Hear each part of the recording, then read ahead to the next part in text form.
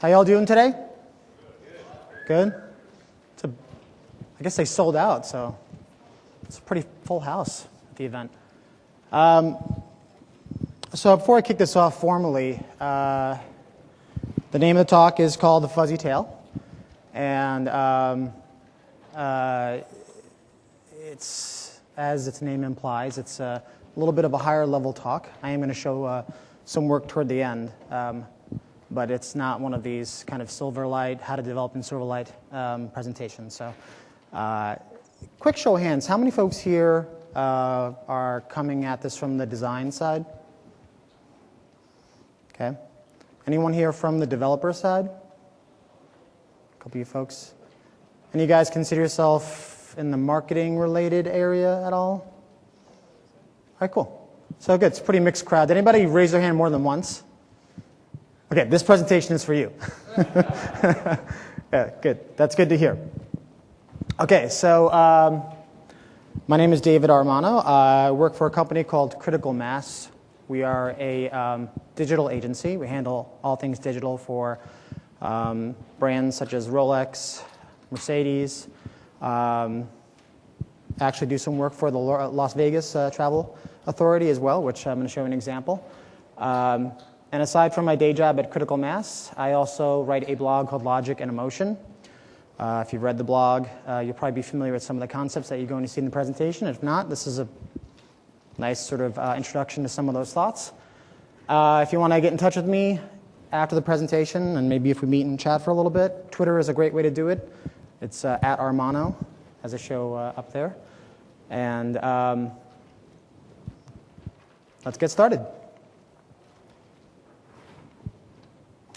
So the way that I kind of introduce this topic, this idea of the fuzzy tail, is that it's sort of like the long tail, only it's got some hair on it.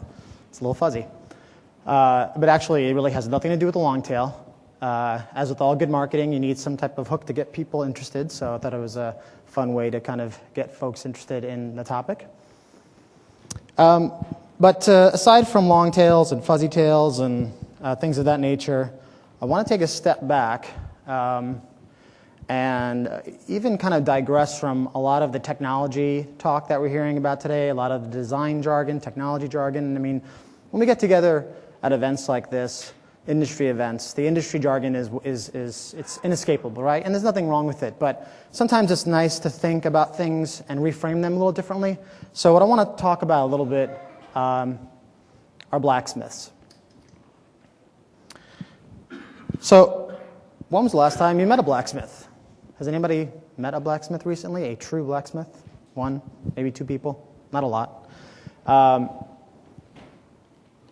You know, when you think about blacksmiths as a trade, blacksmiths historically were a pillar of society. They were essential to the role of civilization and the role that they played in society. And if you break it down into really simple terms, there's a couple of things that blacksmiths did that were essential to survival. They forged the steel that was needed to work the land, and that equals food. And they also worked the metal that was needed for weapons, swords and shields. And so they basically were pivotal in providing food and also protection for the communities, for the castles maybe that, in the communities that worked. And if there was one role that you couldn't do without hundreds of years ago, a blacksmith would be one of them. If you ask sort of the blacksmith's neighbor, who in this community could we not do without? The blacksmith name might come up.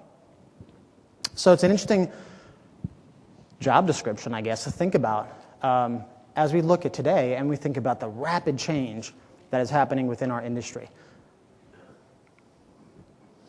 So we have to ask ourselves, well, if blacksmiths was so important back then, why don't we need blacksmiths today? Why don't we, when I ask the question, how come not everyone raised their hand?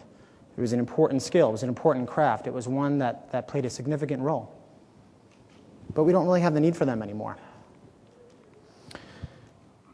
And the reason we don't have the need for them is because the equipment that they forged, such as horseshoes, that was replaced by modern machinery, right?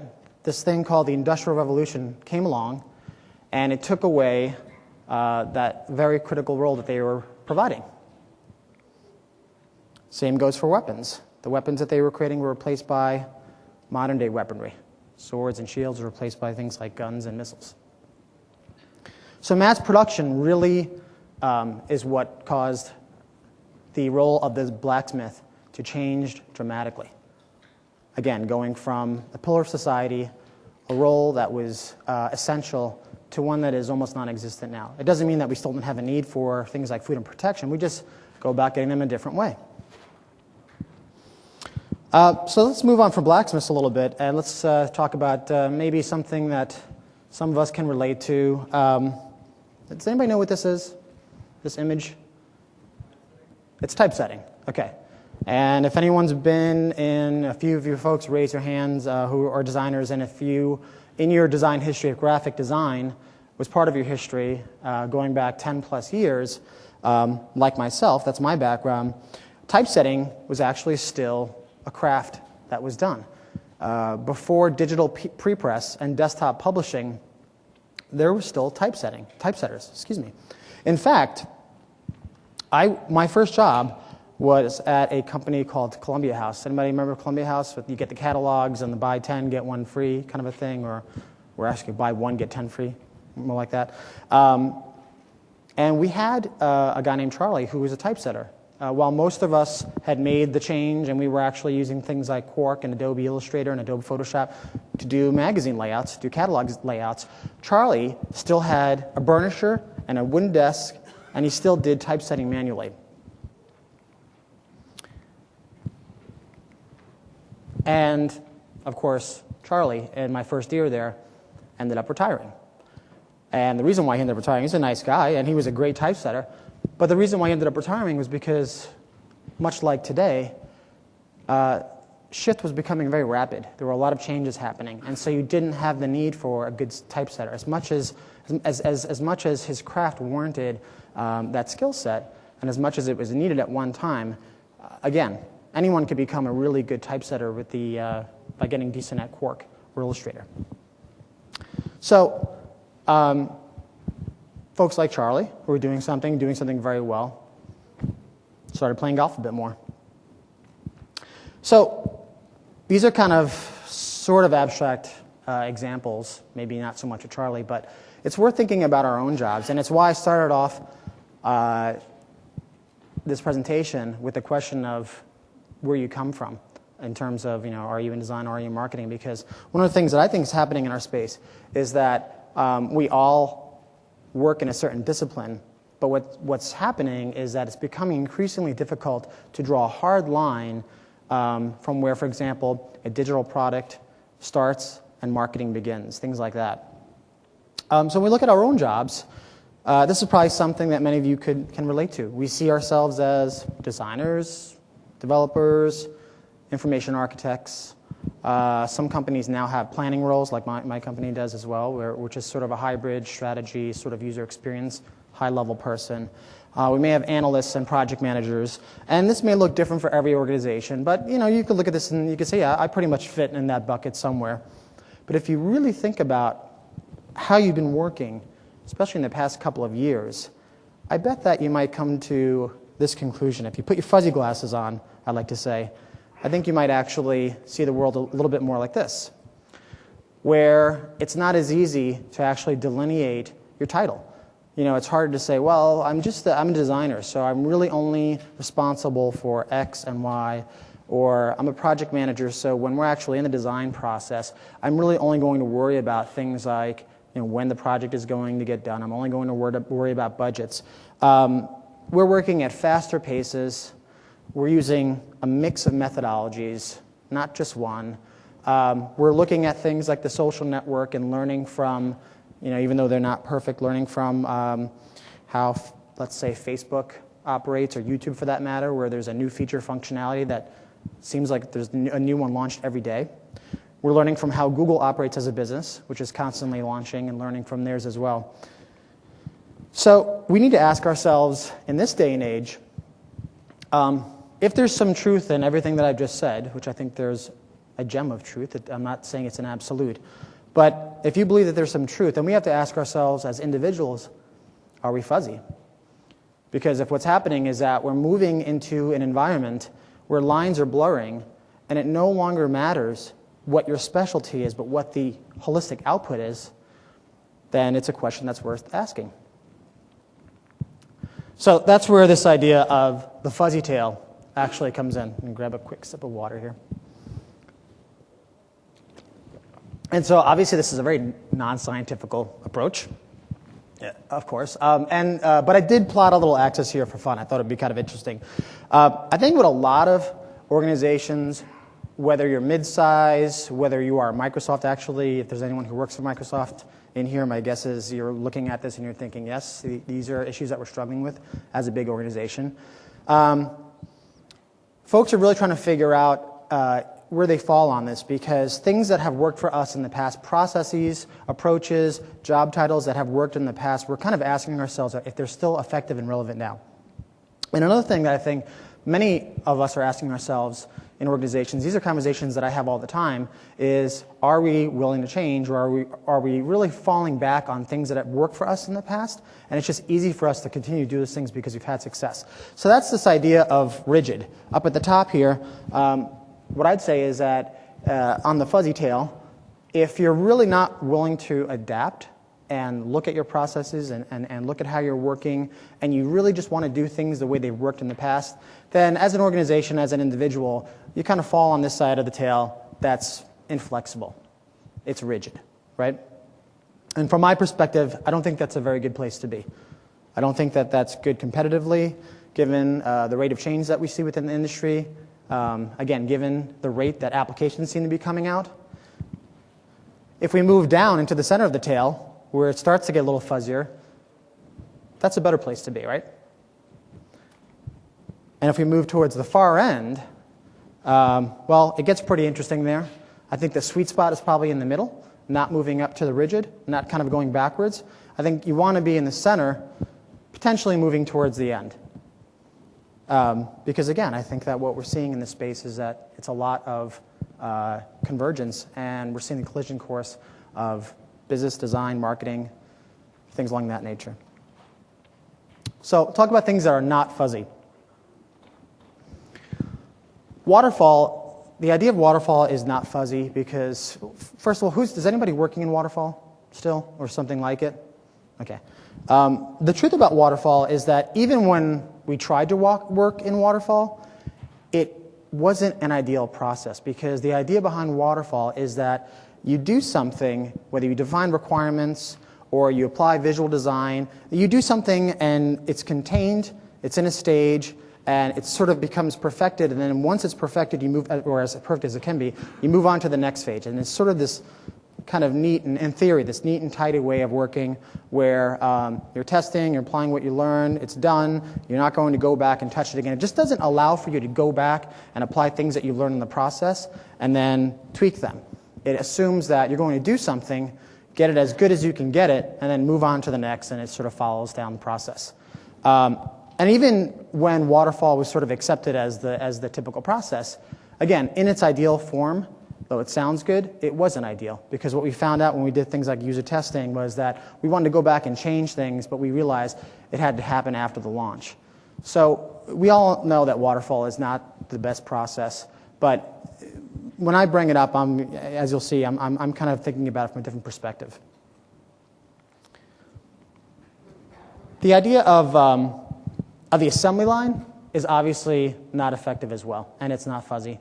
And the reason why assembly line is probably dangerous to how we could work right now is it's similar to waterfall in that it assumes that you're going to work on something and kind of move it down the chain, right? You actually work on a piece of functionality, or you work on a design detail, or you work on some aspect of the product that you're developing, and then you kind of move it on, and somebody else then takes that and they do their thing to it. And assembly line, if you think about sort of the Henry Ford model of assembly line, it's whether they're individuals or machines, they're kind of working in silos, right? Where they're doing something and they're not really communicating to the person next to them. The Lucy video, how many people have seen this from I Love Lucy? I think the reality is what actually happened in this video, right? Lucy's, she's actually giving it a good go, and she's doing things. And then all of a sudden, the line starts moving quicker, and she can't keep up with it anymore. And then she starts eating the stuff, the candies, and all hell breaks loose, right? And does anybody relate to that when they're actually at work? Doesn't it feel like that sometimes? That things are just kind of moving too quickly and out of control? And so that's why the idea of trying to work in an assembly line process is not effective.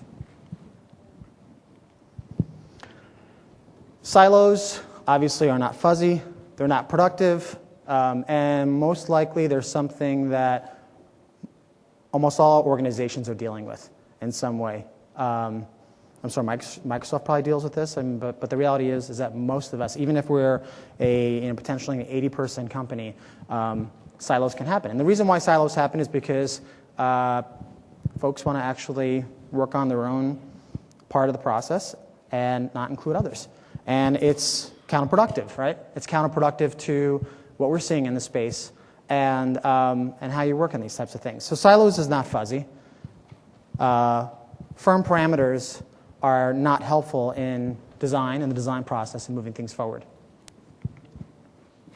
So what is fuzzy? The idea of overlaps, I think, is really what we want to be moving toward, and probably how many of you in the room are actually working. And the difference between silos and overlaps is where silos are folks that are actually working on something and not really communicating and having their firm job descriptions. Overlaps are where the job descriptions are not as firm, and the magic really actually happens in the handoffs. It's that sort of shared ownership of something where when you actually have, when there's less sort of formality and when you're being less territorial about what you're working on and more likely to reach out over to the discipline next to you, and that's reciprocated, that's what an overlap is, right? That's when you actually, so for example, when a designer is working with a developer and the designer may actually be making recommendations about the code, potentially, if they have some knowledge in that area, if they're understanding the language that the developer is speaking in, and vice versa. Because as you see at industry events like this, designers speak a certain way, developers speak a certain language, marketers speak a certain language. We're all kind of speaking in our own jargon, but there is a lot of overlap. There is some shared commonalities between those. And if you focus on those, that's a better way to do things. So when I talk about overlaps, that's what I mean. It's really shared ownership and breaking down some of those barriers. And a real basic way to sum it up is it's the opposite of being territorial. How many folks work in an organization that has a hierarchy? Okay, I would assume all of us do. And hierarchy is not a bad thing. It's the way organizations are structured. There has to be accountability at the top. There has to be reporting structures. But what happens is, in terms of design and development, is that sometimes we confuse hierarchy and reporting structures with the way that we actually work. And that's actually being challenged a lot more with the addition of networks, which is what we're seeing within the social media space. We're seeing a lot of collaboration happen across the globe, people from different countries getting together. Maybe they're swapping pieces of code or they're swapping design ideas remotely. They're putting them up on servers. They're actually working on things. And you're seeing the fruits of that in lots of social software or innovations that are coming up in areas that you wouldn't expect them. And what's happening in the corporate space is that we're seeing the networking way of working, which is less defined. There's not a hierarchy. The hierarchy is really less important. It's more of this kind of rapid-fire, fluid way of working in connected ways. We're seeing that permeate the corporate environment and the corporate culture. So this is where, for large organizations like Microsoft or even Apple, for that matter, are really kind of grappling with, because the hierarchy has always been in place. It's not going away. It's not a bad thing. But people might want to work in this sort of networked kind of way, which has, again, less defined rules. It's less clear who's really at the top, and it really matters a lot less as well. So that's another big shift that we're seeing within this space in terms of the way that we work and how things come together. Much less defined, and that's why that's fuzzy. There's anybody read this book called The Whole New Mind by Dan Pink? Okay, it's a really cool read. And what Dan Pink talks about is he really kind of breaks down this idea of right-brainers and how right-brainers work, and how right-brainers are different. It's less about logic. It's more about intuitive type of reasoning. It's more about things like pattern recognition. And he also breaks out of just the idea of right-brain thinking, and he gets into things like systems thinking, into holistic thinking, really kind of using your whole mind. But he does make kind of a provocative statement right on the cover about right-brainers ruling the future, right? Now, question about right-brainers. What do you guys think of when you actually hear the phrase right brain? Anybody want to take a crack at that? Creative thinking? Anybody want to go a little deeper on that? What does creative thinking mean? Like, what's an image that pops into your head? Nonlinear? Network, okay. What if a picture popped into your head of a right brain thinker? Who would it be? Steve Jobs? Salvador? Like Dali? Okay. Dali. Any other thoughts? Some folks, when you say right brain thinkers or you say right brain, they think of an artist. They think of someone who's out there, who's creating and who's expressive, right? Someone like maybe Van Gogh, a right brain thinker, creative, artist, passionate. And there's some truth to that, but that's really only one part of it. I think some of the answers that you gave, in terms of system thinking, that's the other part of it as well. Creativity is actually a very broad idea. So this idea of right-brainers ruling the future, I don't think is entirely accurate. And instead of thinking of it as right brain versus left brain, the way that I like to think of it is, instead of looking at folks as right-brainers, is to look at them as light-brainers. And this is the distinction that I would make. To go back to some of the earlier points that I made, I feel that it's less critical in terms of actually being a creative thinker and more critical in terms of being a fluid thinker. And this is what I mean by that. When you think about the changes that are happening within the industry, that are happening so rapidly, where how many folks here are actually using some of the social software that's out there, things like Facebook or Twitter? Okay. So the common scenario is you wake up one morning and you fire it up and it's different, right? There's a new feature, there's a new function, there's something new about it, and you have to think about what just changed and you have to adapt to it. And so it's those kinds of things that I think are actually more critical. How agile are we? Not so much the methodology, but how agile are we in everyday situations? When we're actually working with our teams, how agile are we in terms of how technology is changing and adopting new technology that makes sense for our lives? Are we inquisitive? Are we actually willing to ask why I should do this, and then try it? Actually give it a try and see if it makes sense for us, rather than dismiss it immediately. Are we willing to investigate?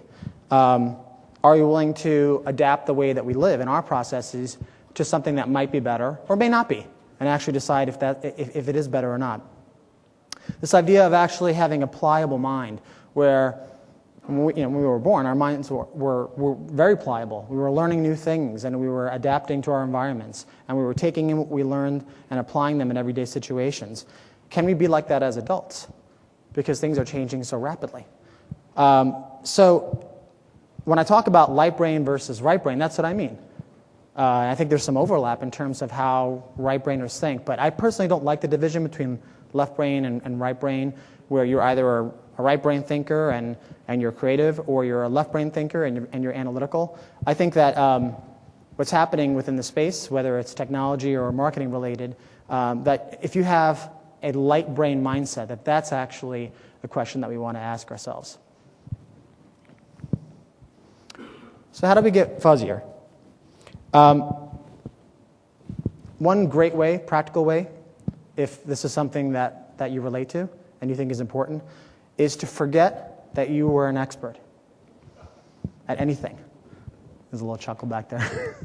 Which is actually really counterintuitive, right? Because how many times have you said, I'm a UI expert, right? Or I'm a design expert, or maybe you're a marketing expert. The tendency is that when we get really good at something, we want to think of ourselves as experts, and there's really nothing wrong with that. But once you think of yourself as an expert, that's where you start creeping up the rigid part of the tail, right? Because if you're an expert and if you know that certain things are truths and that certain things work, it's possible that you might be less inclined to factor in other things.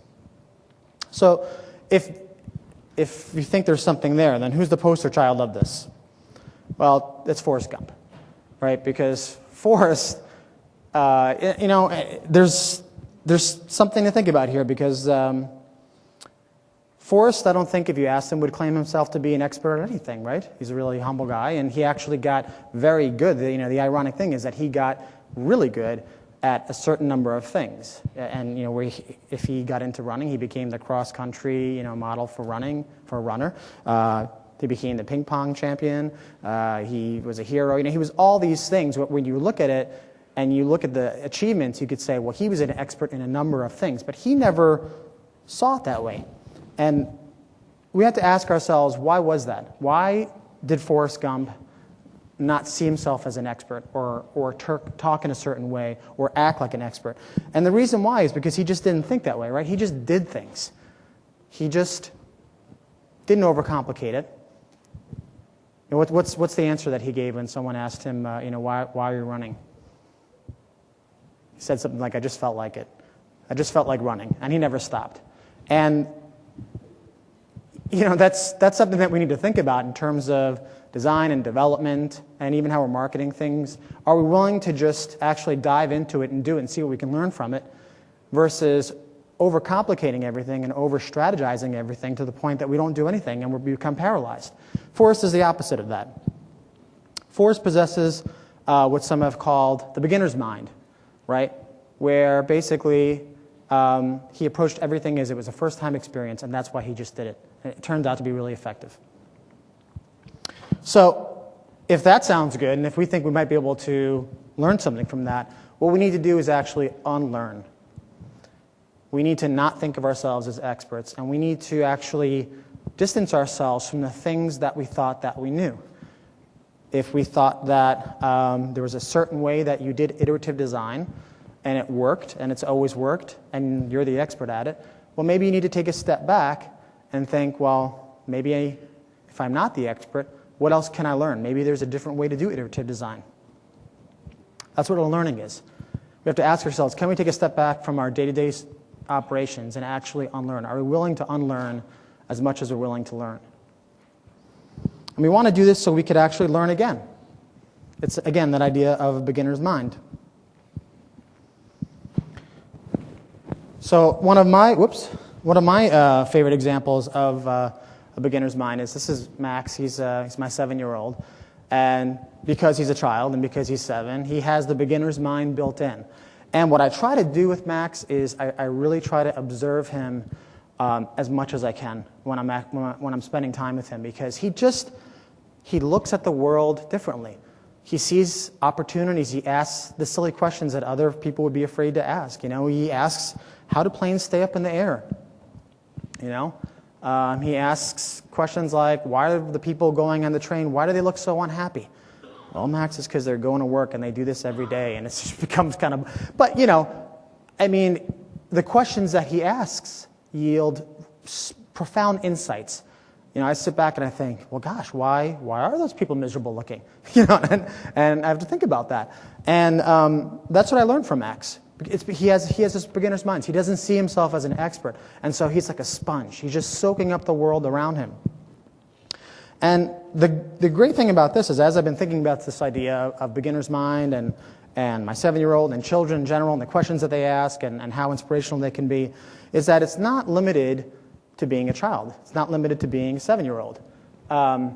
They might have it hardwired into them, and the reality of it is that we were all like this at one point. We all asked these questions. But somewhere along the way, we became the experts that I mentioned earlier. So we stopped asking those questions. Now, Max is playing with a puzzle here that's called the ball of wax. And the ball of wax was invented by someone named Roger von Eck. Anybody know who Roger is? Okay, Roger's he's a creativity consultant. He's an author. He's written a couple of books. He's in addition to that puzzle I just saw, he's he's best known for a pack of cards. It's called the Creative Whack Pack, which came from one of his books. And if you need to actually ever get any sort of inspiration like that, anybody here have the audio cards, the method cards? Well, you should get that as well. So write this down.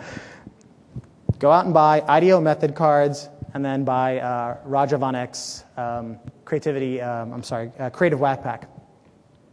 What's great about the Whack Pack is that it's a deck of cards with really classical creativity exercises that get you thinking about things in a really different way, reframing problems. One of the cards talks about the idea of beginner's mind. But I don't want to promote Roger's project or product. I want to talk about Roger himself. So Roger, as you can see in this post, Roger just turned 60. And I had a great interaction with Roger. I guess when he was 59, he called me up one day, and my blog had been written up in Business Week, and he figured out a way to track me down, and instead of emailing me, he calls me up on my mobile phone.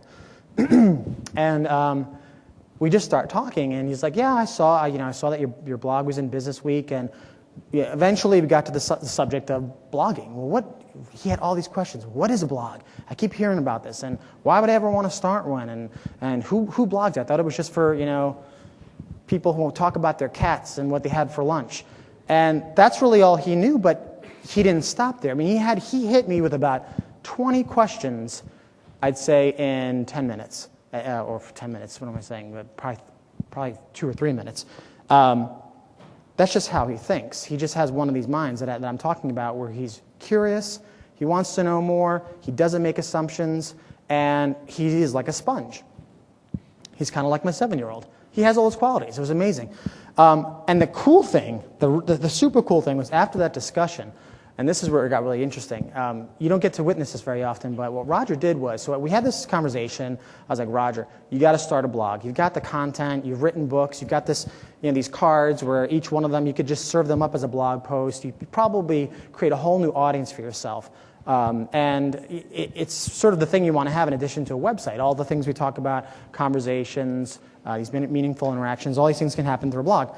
So we had that conversation, and literally 2 days later, I noticed that he starts a blog. Sends me an email. He's like, what do you think? I gave him some feedback, but then for the next 2 weeks, this is where it gets really cool. The next 2 weeks, I start watching Roger's blog as he's tweaking it and building it and making changes. And literally, one day I'd come to it, and his picture would be up on the left, and he'd have a set of links, and he'd be creating new content. And then the next day I'd come to it, and it would look totally different. The layout would change. The following day he'd have a new header. He'd have new picture art, and he just tried within a matter of a week. I think he had about 20 different layouts of the blog within a week, and he was adding content on it.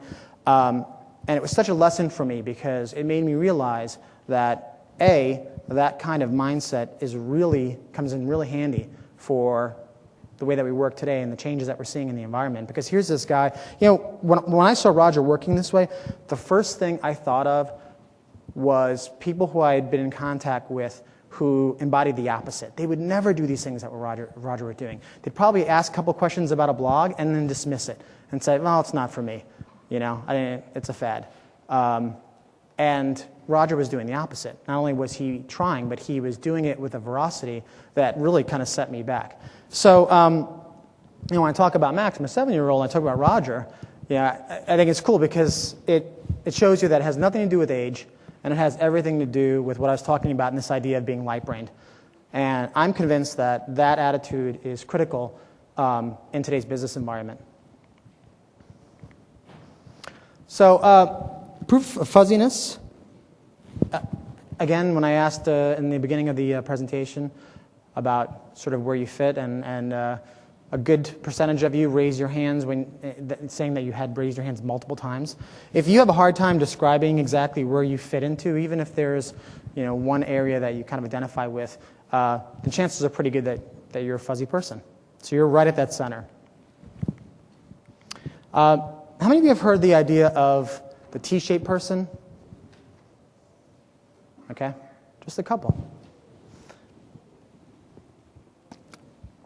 So the T-shaped individual, I'd first heard about it from, I don't think this person came up with it, but Tim Brown, who works for IDEO, talks about this quite a bit. And so the idea behind the T-shaped individual is that it's a person who has a core competency in one area, but they have complementary competencies in other areas, and so they form the shape of a T. And when I first heard about it, I was like, wow, that's pretty fascinating. I think I might be one of these people. So I kind of mapped it out. My background has always been in design in some way, but I talk a lot about brands. So maybe I'm this kind of closet brand strategist, and I work in user experience a lot, and so that's a complementary area as well. So I was pretty comfortable with this for a while. I was like, okay, and that there's something to this. I think that we might see a lot more of these people emerge, or at least identify with this kind of thinking.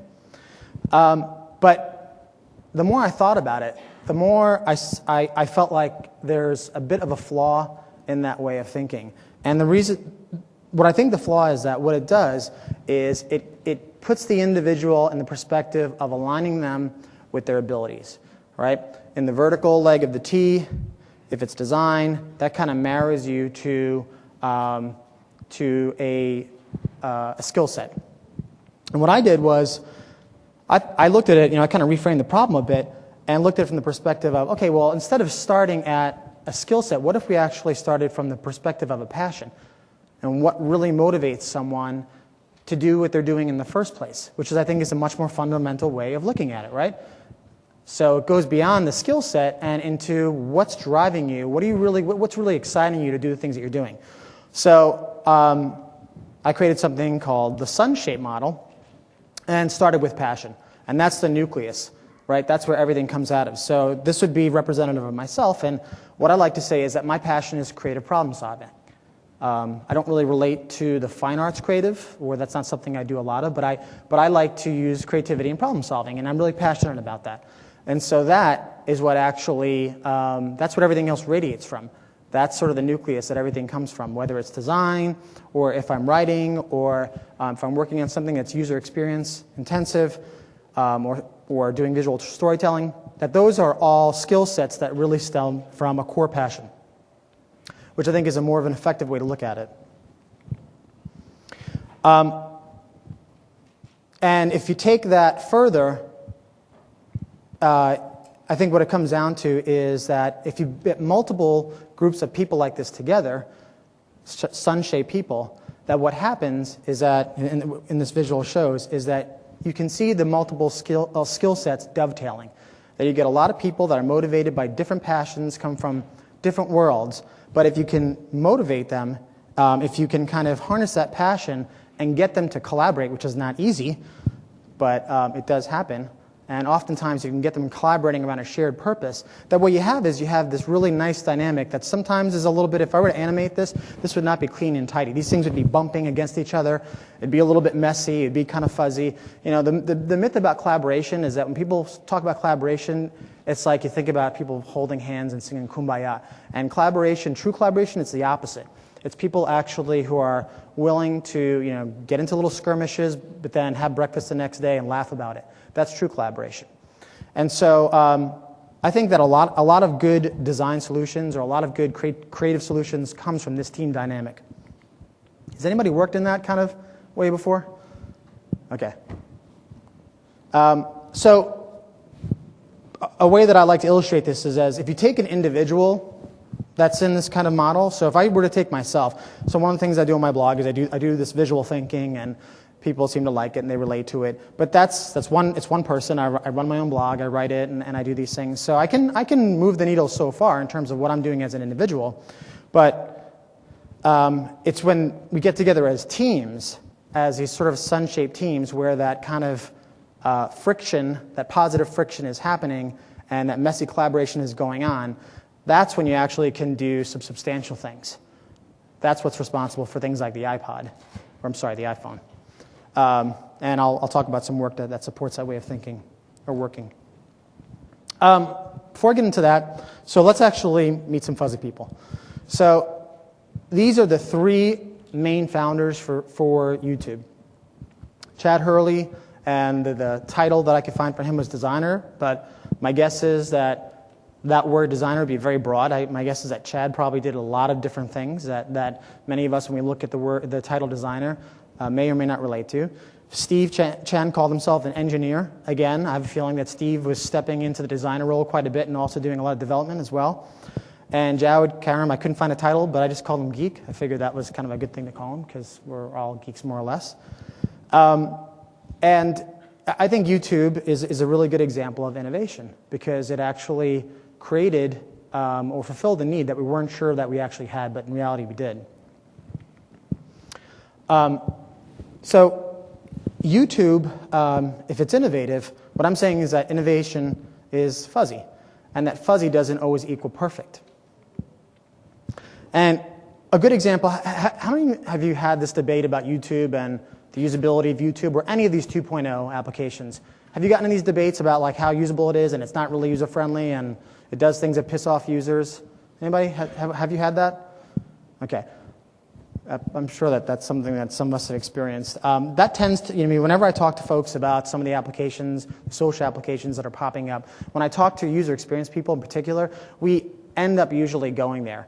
And we always end up saying, I always hear that, well, if something just came along that was a better user experience, you'd see X go away. And I'm not so sure that's the case, because if you think about something like YouTube, what made YouTube really innovative, it was several things, and probably more than I have on this slide. One, it solved the universal media player by actually serving up video in Flash that just worked on every browser. Two, a community started actually developing around it where people would comment on each other's videos and create accounts. Three, the video could be distributed. It was one of the first models of distribution that's really driving all of the stuff that we're talking about. Videos could be anywhere. They're not centralized. They're not just on YouTube. They could be on your blog, your site, your Facebook page. They can show up anywhere. And then also the context and relevance of them, where you could be looking at one video but seeing 20 or 30 that are related in some way. And so you see the network in action, right? Because you might upload a video and then see someone that's linking to you or that took the video that you created and did their own version of it. So it starts bringing people together in a network fashion. So there's a lot of reasons why I think YouTube is innovative. And then also they just happen to be the first to create the platform, and the timing was right. And it's not a perfect experience. It's not a perfect user experience. But I still think it's innovative, and I think that's worth thinking about. So I'm going to talk through a little bit of work that we have going on where we've kind of worked in these sort of not so easy to define ways, and just kind of get into some of the backstory of them. So NASA is one of our clients. This is actually a site that we designed for them, nasa.gov, if you want to check it out. And I'm not going to talk too much about this. We did not use the waterfall process. It was more of an iterative design, more of kind of starting with a prototype. Some of the features that the site has are these sort of kind of rich panels throughout the whole experience where it's very information dense, and you can actually get that information in these highly interactive ways. So that's sort of a design language that is throughout the whole experience. That's something that we kind of tested and refined, and we're not using static wireframes. We were actually doing things that were more dynamic. We were doing things that had functionality in them, had some look and feel applied to them. We did integrate a couple of interesting ideas, things like if you look at the popular content, which is basically adding a tag cloud to the site. And the reason that we did that was because there's a lot of content on the site, and so it's actually just a pretty practical way of getting to some of that more popular content rapidly. So you can see things like NASA TV and even the word NASA itself are popular items. And then it also has some social bookmarks where you can add this page on Dig, and you can add it on MySpace, and it just gives you lots of different ways to bookmark the content. But I wanted to spend some more time talking about an iPhone web application that we're in the process of launching, and the learnings that we got from that. So I'll give you the backstory, and then I'll actually show you the initial prototype for this. So as we were working with NASA, our tech team, right after that website launched, someone on our tech team thought, when the iPhone came out there, they just saw the iPhone as a great medium to complement NASA. There's a lot that you could do on the phone. You have to be a little geeky to use the iPhone to its full extent. And one thing that people do with the iPhone is that we're constantly pulling it out, and we're either showing photos or pulling up our profile somewhere, always showing people stuff on it. I'm constantly, even with Max, my 7-year-old, I'm always pulling stuff out and having him play with it. So as kind of this proactive initiative, our tech group in Toronto, actually, someone got the bright idea to create this web application and brand it NASA, do this space application online. So that person got a creative person and a developer, and they had a couple of ideation sessions. They didn't tell anybody about it. They started just quickly whiteboarding. They started sketching. And within a week, they started prototyping this web application that they wanted to sell into NASA. So I'm going to show you that demo right now.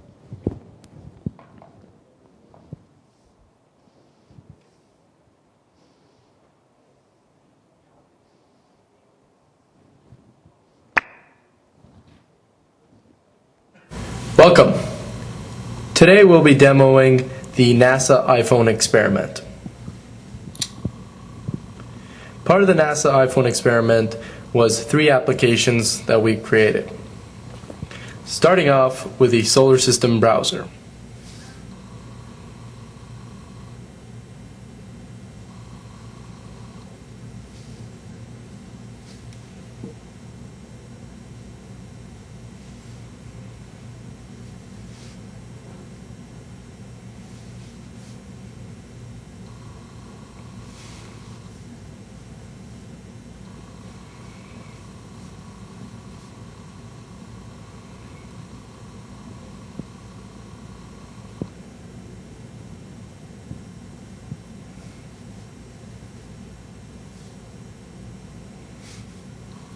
Next up is the Solar System simulator.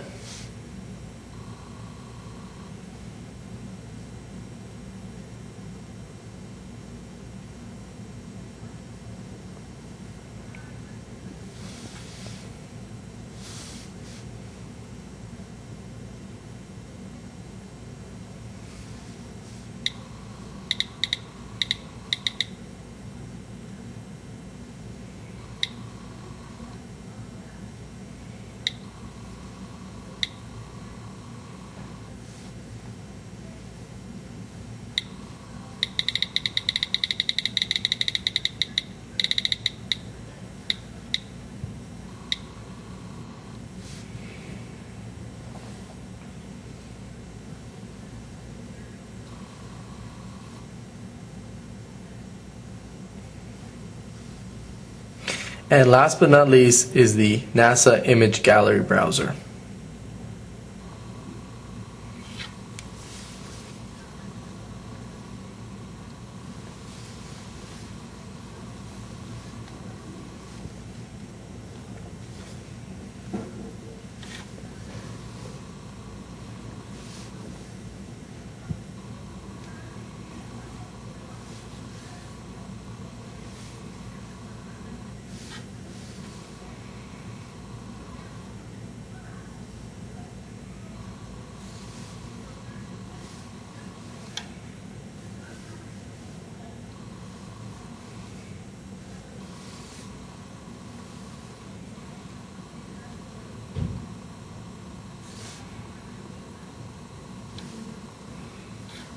And that's it. Thank you.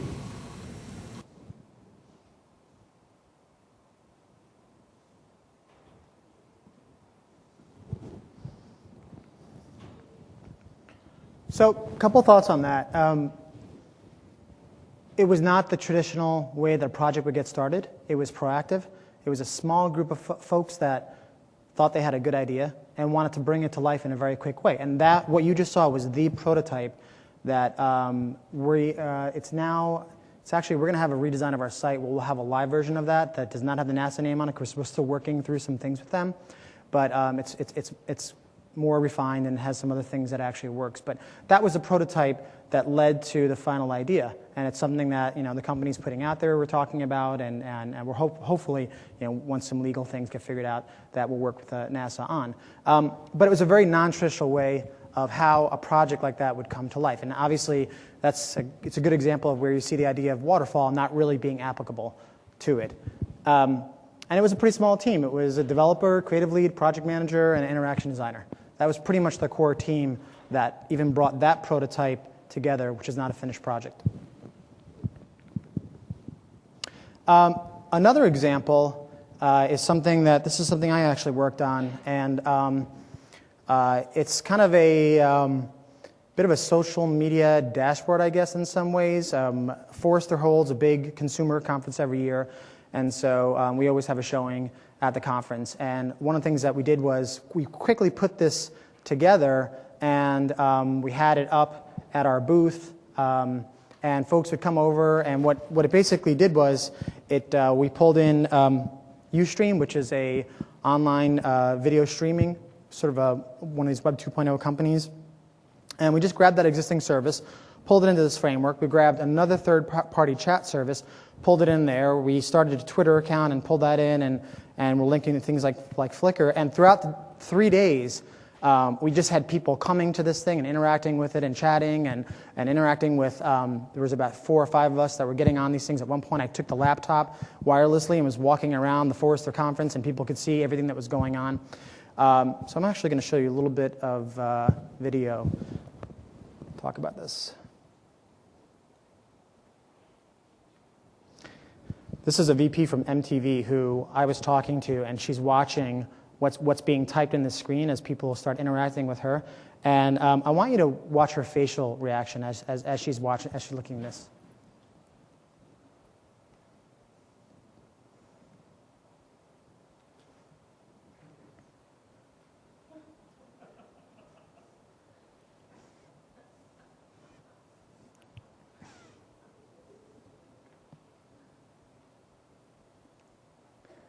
Right about now.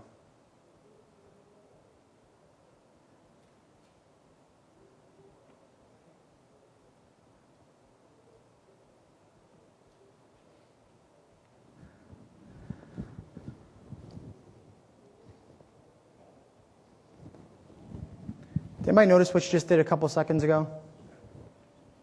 What was that? She got back and it was almost like she was watching things, she scratched her chin, kind of just wow, that's pretty good. Yep. Anything else? Any body language experts here? There was a point when I had the little, I don't know if you saw the little laser up there, but there was a point. She did 2 things. She flashed a genuine smile, which you can't fake, and she also started leaning in right after that. And what was really amazing about this initiative, well, a couple of things. One, the reason why I'm talking about it, using it as a fuzzy example, is that we slapped the whole thing together in about a week, and we had no idea how people would react to this. And actually, the risk in doing something like this was we were kind of putting ourselves out there, and the chat was unmoderated. So in theory, our competitors could come on the site. If they want, they could slam us. I mean, people could start cursing. This really could have gone a bad way. But we figured we wanted to kind of take a stance, and we wanted to do something that embodied the change that we felt was happening, and we didn't just want to talk to it. So we created this. But what was a huge learning experience for us on this, I don't know if you guys were at that last panel where they were talking about the face of the future web, and they started talking about this idea of high-end design and low-end design. And is it possible are we seeing low-end design actually have more impact? And in some way, this actually validated that, because it's low-end design. It's something we put together in a week, And what we found out within that week, it got linked to about 40 or 50 times through different blogs. People talked about it.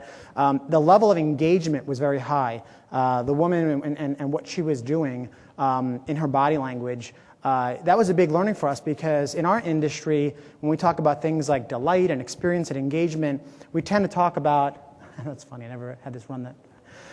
We tend to talk about highly developed executions as being the way that you get to that. And this sort of disproves that theory. So that was really interesting. And also, we had a pretty small team on this. It was a creative lead. We had 2 developers, project manager, and probably the most important role in this was an advocate. It was actually my boss who said, yeah, we're going to give this a try. We're going to go ahead and do this. And we learned so much from doing it. So it was a very kind of fuzzy process where we launched something, and we called it sort of a beta. And every time we turn on that video, we learned something from it. So it was an interesting experience. Last thing I'm going to show you is something that we actually did for Las Vegas, and this is live. And it is, you can actually start a profile on visitlasvegas.com. It's basically part of it is a social network. It's a Vegas-branded social network, kind of a private social network. And the other part of it is kind of a social calendar, where as you're planning trips, you can invite your friends within your network to see what you want to do, and they can comment, they can vote things up and down. And the reason why I'm kind of talking about this well, I'll walk you through it, and you'll get the idea.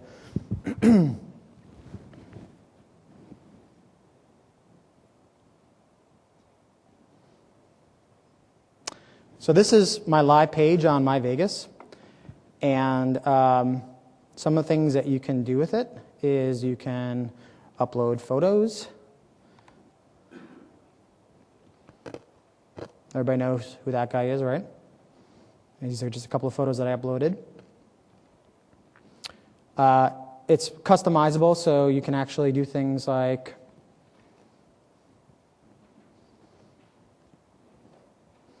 choose different themes, different fonts, colors, layouts. You can choose the kind of content you want to display on there.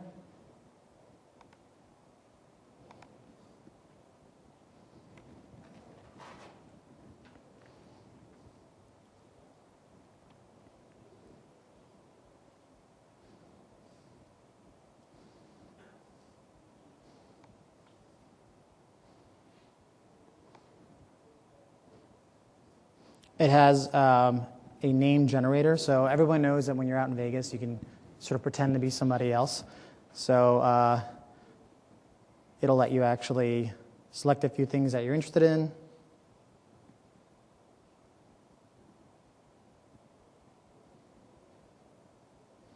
Answer a few questions. And then it gives you a selection of these kind of wacky names that... So Rusty Armano was generated through this thing. But it's kind of fun, and it's on brand for Vegas. It also, you can, if you don't like how that looks, the order of things, you can kind of just grab things and move them around. So it's highly customizable that way as well.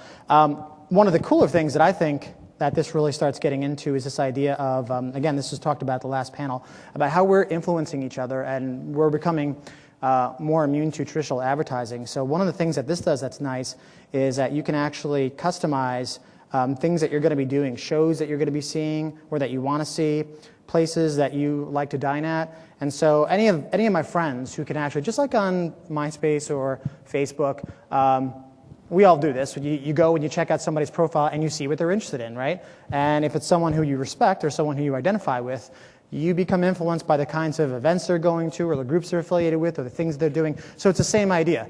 By actually being able to select some of these things, if someone's checking out my profile, they can see what I'm interested in or what I think actually is worth going. Another thing that it does, as I mentioned, is this sort of trip planner functionality. So I created a trip for MIX08. And I'm just going to take a look at that trip that I created. And this kind of goes back to the idea of that process and back to the idea of waterfall, especially for something like this. So this This is the RSVP tool that allows you to actually create and edit an upcoming trip to Vegas, name it, select different things. And aside from it being very branded Vegas and kind of playing up the idea of glamour, it's fairly dynamic, right? So it's not static pages that just refresh. It's actually showing sequences that animate. It's kind of little non-linear in that way. And the way that this was developed was sort of the opposite of waterfall.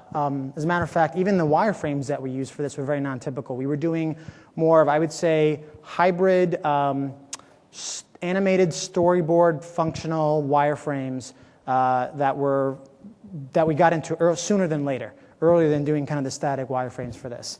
So when I talk about the processes and kind of redefining them and having them be a little bit more fuzzy as we evolve them, this is sort of an example of working in that way. So you can do things like choose what to do. And everything that I was showing you actually are things that I've set up. Danny Gans. My wife wants to see Danny Gans, not me. You can add friends. We call them your entourage because it's Vegas. You can see there's Chris Snake Eyes Bernard.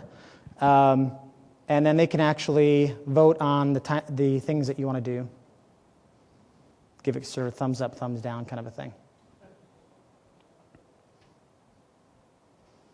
So those are the places, things that I want to do, invited friends, and then you send out invites to your friends, and that's where they can actually come in, and that's where this becomes kind of social. What I really wanted to emphasize on this example, again, was this idea of the way that we got through working like this was pretty non-traditional. The project itself still took a considerable amount of time. It was over 6 months, but a lot of that was sort of client-related. We worked with a traditional agency in partnership called R&R Partners. But once we were sort of in the nitty-gritty of actually designing the experience, it was a pretty unconventional or non-conventional way, especially in that RSVP tool with the animation that it had and sort of the non-linear quality to it. So why should you care about any of this? I like to say it's because we're really not in the website business, and this is specific to my field. We're dealing a lot with web design and development and applications more so than software, so I don't know where your background is on that. And the example that I like to use is this is a website that friends of mine who are in the keyword search business, it's their site. It's like a 12-page site. And I designed the logo for them, and they went out to a contractor to have the site designed. So it's a 12-page site. Most of it looks like this. It's about that quality. It's not the most beautiful site in the world, but it works. It's functional. It actually looks professional. Anybody want to take a guess at how much they paid for the site? 10K. Someone said 15. 30. 5K. What's that? $500. Okay.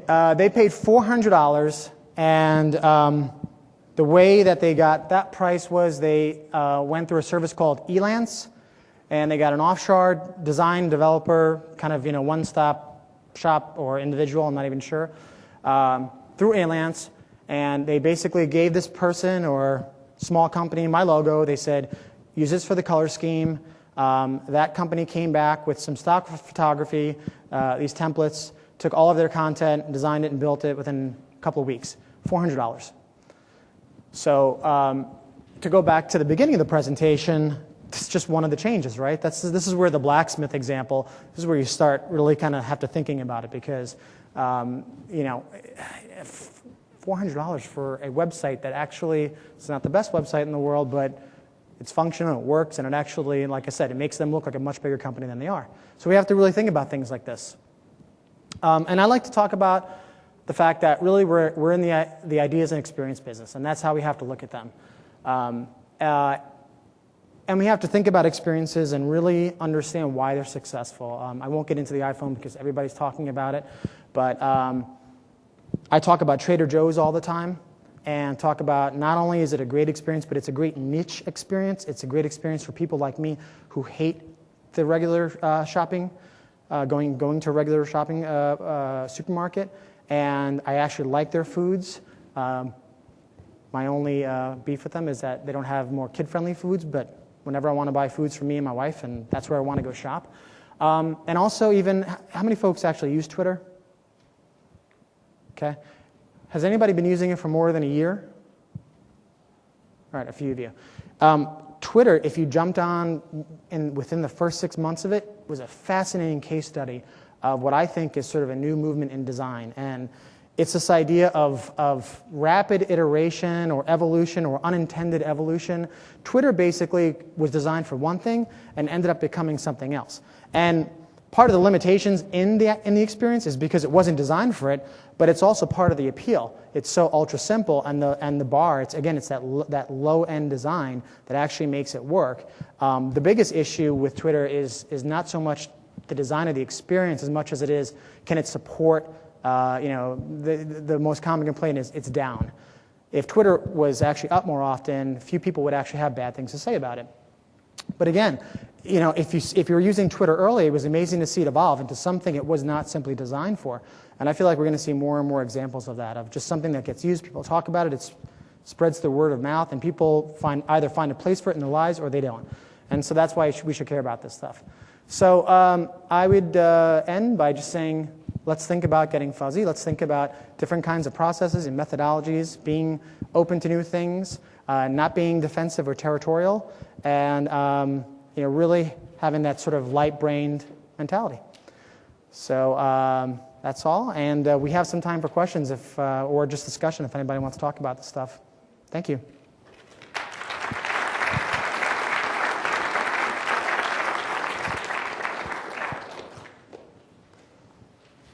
Any questions? Hey, Greg.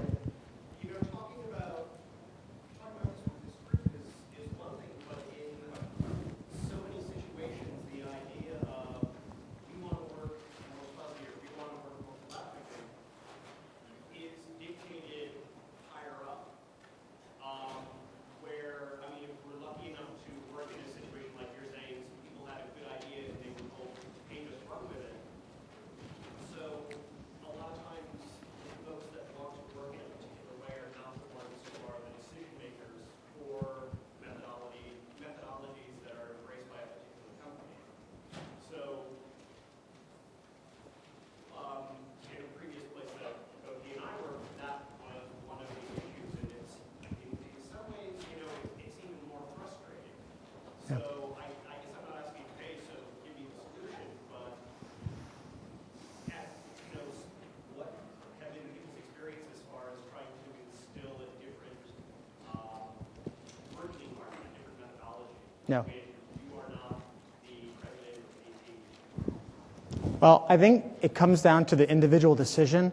So to go back to the iPhone example, if someone said, no, we're not going to do this because it's never going to work, if it didn't get to the level, basically, as far as I know from that story, no one knew if that effort was going to be supported, but they were able to sort of protect themselves and get to a point to where they had something tangible, they had that prototype, right? And so from there, folks were able to see value.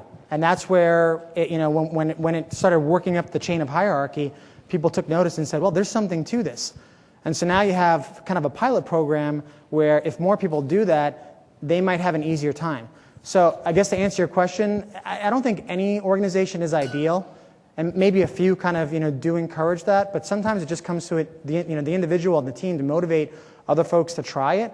And if you could get to something tangible, now you have a fighting chance, right? Because you have something that people can react to, and that was the case in that example. So, my guess is that most organizations are like what you're describing, but at some point, if you feel like you can do it and not get in severe trouble, you should just give it a shot and see if you can end up with something tangible. First, let me say I like a lot of what you're talking about. I agree with a lot of this. I noticed, for instance, when you're talking about the NASA project, you talked about 4 people involved, and you run about designer, developer, interaction. Yeah. How has, kind of in your organization, how does this work in terms of balancing kind of this idea of kind of fuzzy, light-brain people with kind of the job title and from the, what do I call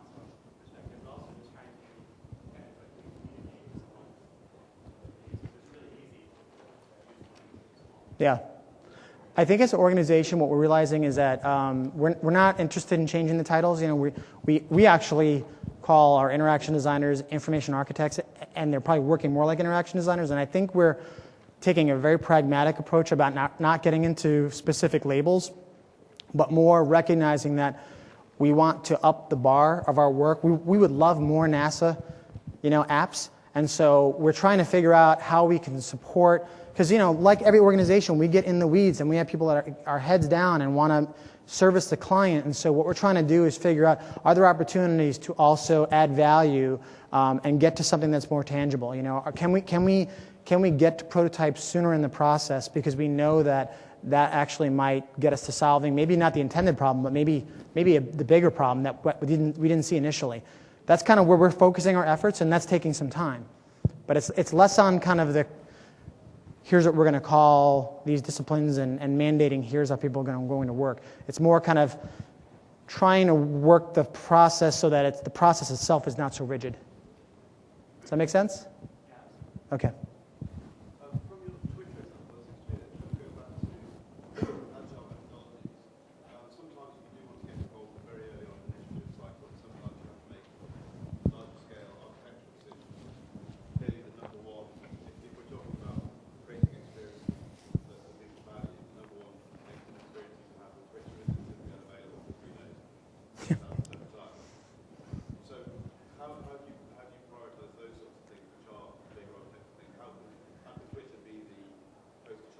Yeah, that's a great question. So Twitter had almost no planning and is almost all improvisation. And one of the things that I talk about is the balance between planning and improvisation. Twitter's an extreme example, but I still think it's very valid, because one of the cool things about Twitter is that it's looking at what happens after the launch more so than what happens before. Ideally when we're working with clients, or if you're working internally, there's a nice balance between planning. You're not just winging it, but you're also paying a lot of attention to what happens after your launch, and you're letting that dictate the next design cycle, right? Or you're letting that influence the next, and you're also able to react to it. That's the idea of improvisation, right? If you can't react to something after it's gone live, then you can't improvise. So I think, I don't know if it's 50-50, maybe it's 60-40, or maybe it's something along those lines, but obviously the balance between planning and improvising is sort of the sweet spot. One over here. Yeah. Just wondering, do you see any relation with the cost of these kind of projects? Because you mentioned the issues regarding the outsourcing partner. Do you see any change in the cost? That's a good question. I don't know if I can answer that accurately, other than to throw out the observation of, in theory, we should be able to do these things because we have more tools than we had 3 or 4 years ago. We can actually get to that idea of more tangible quicker, in theory. So if we learn things sooner, we should be able to take those learnings and actually apply them sooner, which in theory should actually be more cost effective. But honestly, I don't know.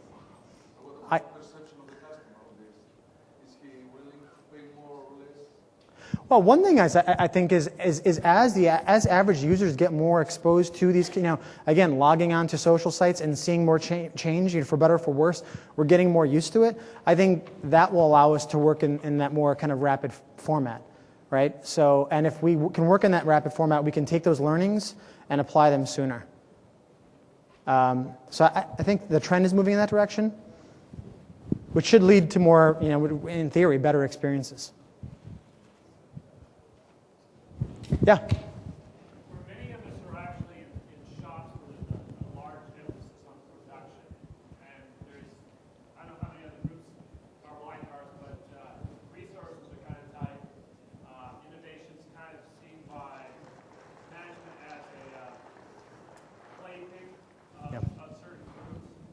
Have you found, in your experience, a kind of a sweet spot for a balance between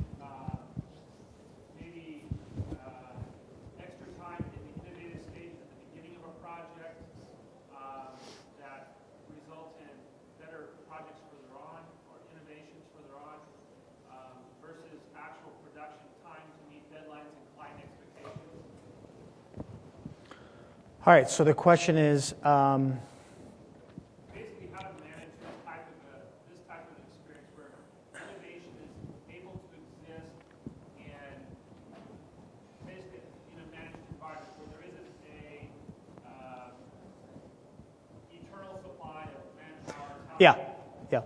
Yeah. Okay. I mean, I think the essence of your question is how can you get to innovation? Because more time, you know, when you think about innovation, you think about more time, you think about more resources, right? We just don't have the resources to be innovative. We don't have the time to be innovative, and I think it could be, again, the iPhone example was a good use of downtime. At least in my industry, sometimes there's downtime. Sometimes, you know, you're just on the down end of a client, and fortunately, we had a group that did something with that.